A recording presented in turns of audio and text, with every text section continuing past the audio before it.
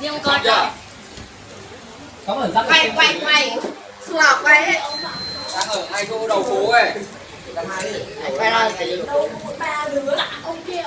ăn thử. Anh em đang ngồi ăn lẩu đây mà.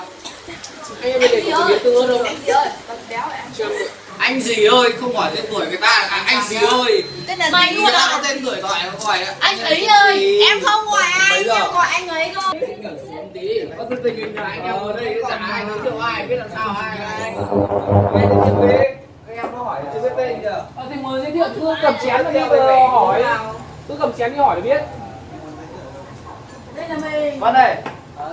Anh này anh muốn anh không biết tên em sao? Em biết tên anh không? Anh gọi em là ấy ơi. Ấy không. Tên có tuổi anh nói anh. Ấy cái gì? Anh em gì ạ? Em bé hơn.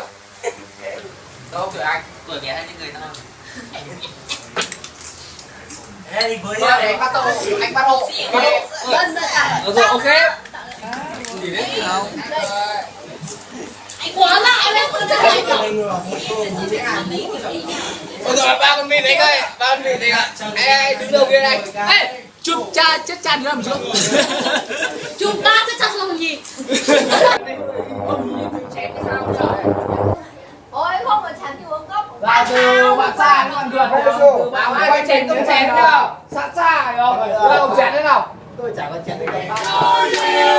Happy birthday, happy birthday, happy birthday to you.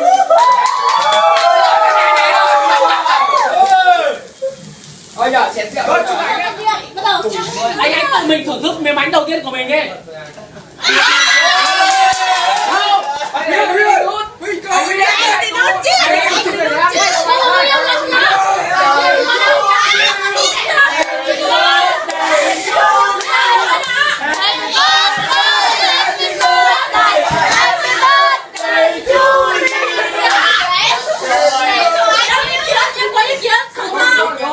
Bây giờ nhá, anh quý Thư ngon nước keo cho Thư thì bây giờ thì một đầu anh phải cầm ngon mà anh cho một mũi sáo.